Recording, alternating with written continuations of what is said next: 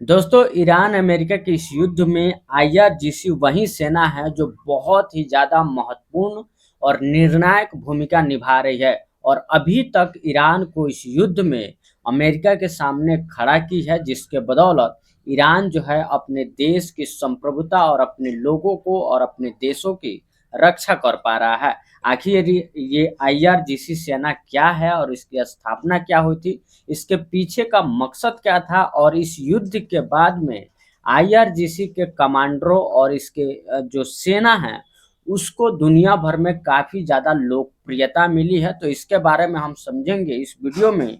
और आईआरजीसी की टुकड़ी किस तरीके से ईरान में अपनी संप्रभुता को बढ़ाती है, वहाँ पे काफ़ी ज़्यादा लोकप्रिय है और वहाँ के सर्वोच्च नेता अयातुल्ला अली खामनेई ने इसको किस तरीके से स्थापना की थी और निर्णायक भूमिका कैसे इस युद्ध में निभा रही है, उसके बारे में हम बहुत ही शॉर्ट और सरल भाषा में इस वीडियो में समझ लेते हैं।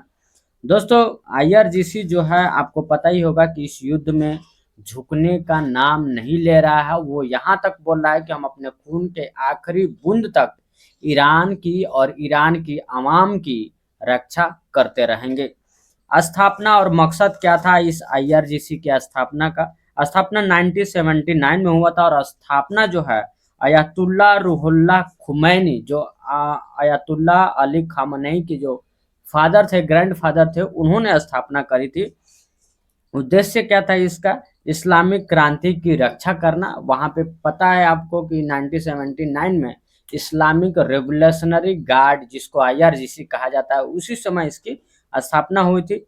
नियति सेना पर भरोसा नहीं, इसलिए अलग फोर्स बनाई गई। ईरान में जो कंटिन्यू जो फोर्सेस होती हैं उससे हट करके इसको स्थापना की गई आईआरजीसी की, क्योंकि जो रेगुलर वहाँ की आर्मी थी वो अमेरिका के इशारे पे काम कर रही थी। इसीलिए वहाँ की सरकार की रक्षा के लिए और वहाँ की प्रमुख सौदे की जो रक्षा के लिए इस आईआरजीसी की स्थापना की गई थी। सीधे सुप्रीम कोर्ट को रिपोर्ट करती है ये आईआरजीसी जो है, ईरान के किसी भी सुप्रीम लीडर को रिपोर्ट करती है। इसमें राष्ट्रपति, प्रधानमंत्री ईरान के इंक्लूडेड नहीं हैं। आईआरजीसी क्यों बनी? 1953 में अमेरिका ब्रिटेन ने ऑपरेशन अजैक्स से ईरान की चुनी हुई सरकार को गिरा दी थी, जिसके कारण आईआरजीसी को बनाने पड़ी। शाह पल्लवी का पश्चिमी समर्थित शासन 25 साल तक चला। इस एजैक्स ऑपरेशन के बाद में जो है अमेरिका अपने हस्तक्षेप से ईरान में जो है चुनी हुई सरकार को गिराकर अपने लोगों को वहां के शासन में बैठा दिया, जिसको 25 साल तक वहां पे शासन करने को मिला। 1979 में क्रांति के बाद पुरानी सेना पर भरोसा नहीं रहा, क्योंकि पुरानी सेना के कमांडर वहां के बड़े अफसर जो है ईरान से मिले हुए थे और ईरान के चुनी हुई सरकार को कभी भी तख्ता पलट कर सकते थे। तख्ता पलट रुकने से और सत्ता बचाने के लिए आईआरजीसी बनाई गई थी। ईरान इराक युद्ध में टर्निंग पॉइंट आईआरजीसी ने लाई थी।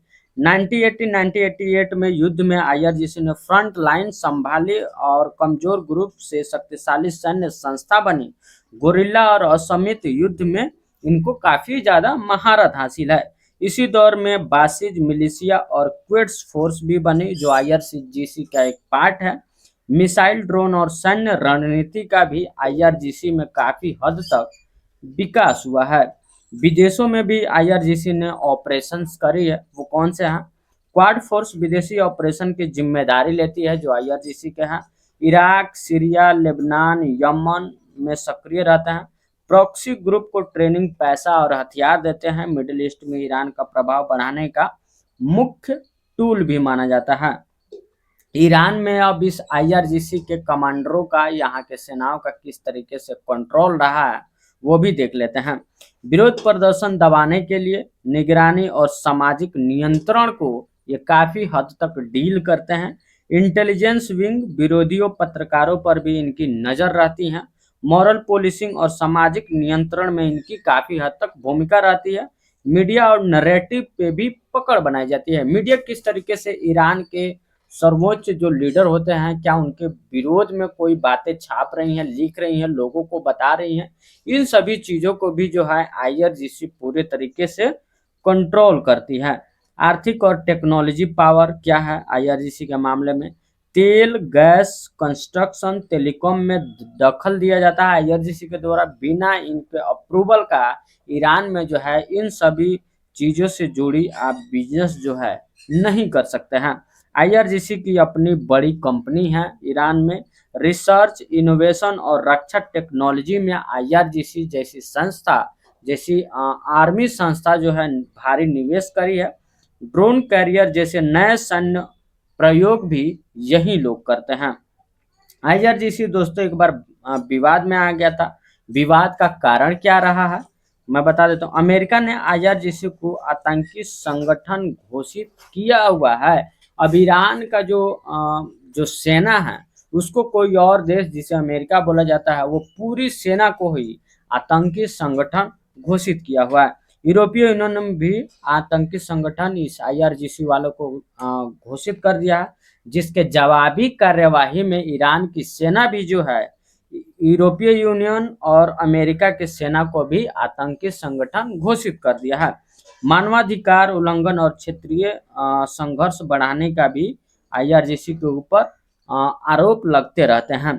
आईआरजीसी इतनी ताकतवर क्यों हो गई है ईरान में कि आज के समय में सर्वोच्च नेताओं और लीडरों की बात नहीं सुनकर आईआरजीसी अपने बलबूते पर इस पूरे युद्ध का कमान अपने हाथ में ले ली है। और अ, ईरान जो है अमेरिका और इजराइल को जो है काफ़ी हद तक मज़े चखा दिए हैं। सुप्रीम लीडर का रिमोट कंट्रोल आईआरजीसी के हाथ में होता है। ये बहुत ज़्यादा ताकतवर संस्था है। सेना, इंटेलिजेंस, इकोनॉमी, पूरा सिस्टम जो है आईआरजीसी के कंट्रोल में रहता है।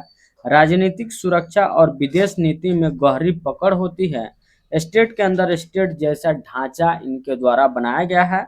ईरान की सत्ता और सिस्टम का डीएनए माना जाता है। यहाँ तक कि दोस्तों ईरान के राजनीति में और वहाँ की सेनाओं में जिस तरीके से आईआरजीसी के कमांडर और उसके अफसर तैनात हैं और अपने देश की संप्रभुता और लोगों की रक्षा के लिए अंदरूनी रूप से भी आईआरजीसी जो है काम करती है। तो एक झलक में आप समझ गए कि आईआरजीसी की स्थापना कैसे हुई थी और इस समय आईआरजीसी कितनी महत्वपूर्ण भूमिका निभा रही है अपने देश ईरान की रक्षा के लिए।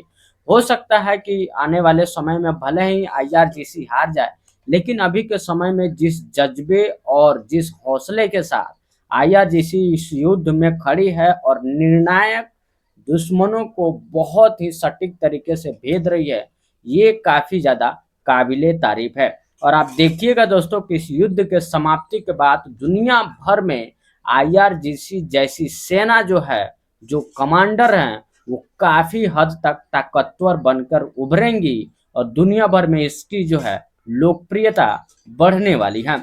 दोस्तों आईआरजीसी एक नज़र में आप देख लिए, समझ लिए। और ऐसे ही जियोपॉलिटिक्स के लेटेस्ट खबरों से अगर आप अपडेटेड रहना चाहते हैं तो मेरे इस चैनल मिथिलेश की वाणी को सब्सक्राइब कीजिए और वीडियो लाइक शेयर जरूर कीजिए। जय हिंद।